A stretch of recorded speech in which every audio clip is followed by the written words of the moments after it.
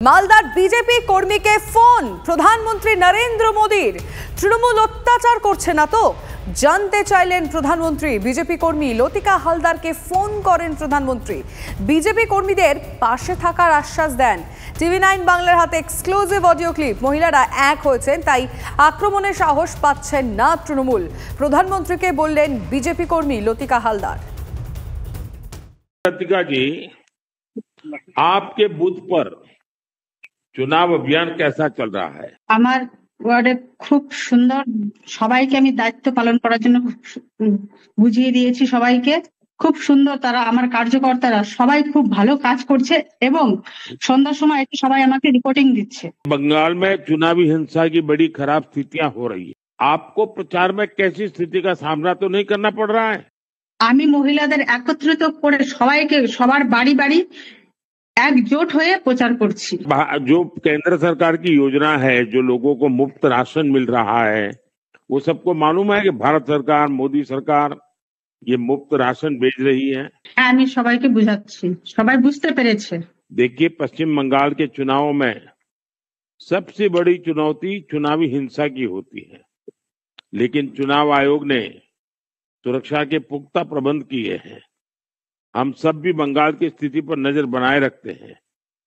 आपको एक एक वोटर के घर पहुंचना है और परिवार के सदस्यों को हौसला देना है कि वो निडर होकर मतदान करें।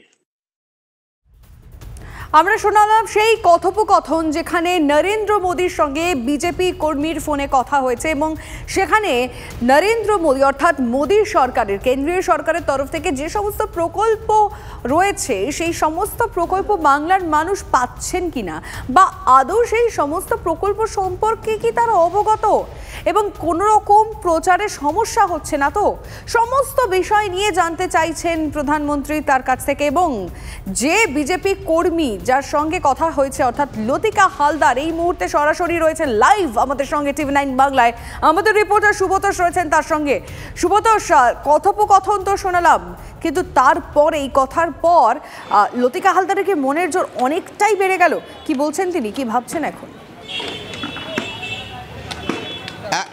একদমই তাই, মনোর জোর মানে ভীষণ রকমভাবে বেড়ে গেছে। এই কিছুক্ষণ আগে পর্যন্ত শুভেন্দু অধিকারী সভায় তিনি ছিলেন, একটু আগে শুভেন্দু অধিকারী সভামঞ্চ থেকে বেরিয়েছেন, কিন্তু এখনও তিনি আছেন এবং তার সঙ্গে যারা মহিলারা তাকে নিয়ে, যাদেরকে নিয়ে তিনি সংগঠনটা করছেন, তারাও কিন্তু এখনও পর্যন্ত রয়ে গেছেন।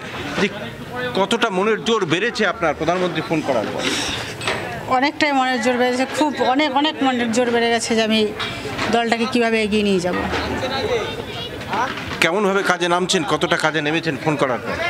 ফোন করার পর আমি প্রত্যেকটা পাড়ায় পাড়ায় গিয়ে বলছি, প্রত্যেকটা মহিলাদের বুঝাচ্ছি নরেন্দ্র মোদীর উজালা গ্যাস, তারপরে হচ্ছে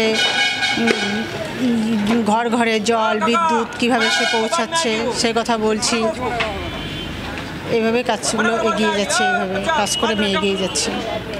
তৃণমূল হিংসা ছড়াচ্ছে কিনা, তারা অত্যাচার করছে কিনা, এই সমস্ত কথা তো প্রধানমন্ত্রী জিজ্ঞাসা করেছেন।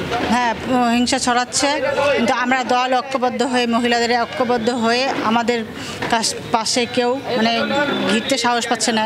একজোট হয়ে আমরা সব প্রত্যেকের বাড়ি বাড়ি গিয়ে ভোট করছি। আমাদের দলে কোনো হিংসা করতে সাহস পাচ্ছে না। এটা কি ভাবতে পেরেছিলেন যে প্রধানমন্ত্রী আপনাকে ফোন করবেন? না, এটা আমি স্বপ্নেও ভাবতে পারিনি যে আমার সঙ্গে প্রধানমন্ত্রী আমার সাথে কথা বলবে। আমি গর্বিত যে আমি একটা সাধারণ ঘরের বউ হয়ে প্রধানমন্ত্রীর সাথে কথা বলেছি।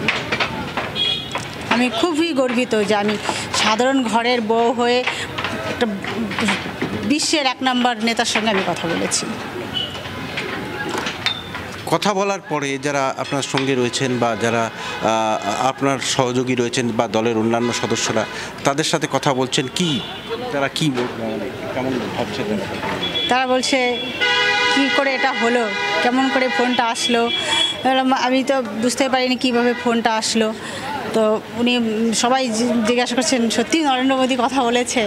তখন আমি বলেছি হ্যাঁ, আমি সত্যি আমার সঙ্গে কথা বলেছে এবং টিভি দেখলেই বুঝতে পারবেন যে হ্যাঁ, আমি মোবাইলে সব রেকর্ডিং আছে, সব দেখলেই বুঝতে পারবেন যে আমার সঙ্গে নরেন্দ্র মোদী কথা বলেছে। কি কথা হলো, মূল কথাগুলো বেশ শুনেছি আমরা, সেই কথোপকথন আমরা পরবর্তীতে আবারও শোনাবো। নরেন্দ্র মোদীর সঙ্গে এই লতিকা দেবীর কি কথোপকথন হয়েছেন এবং তার মনের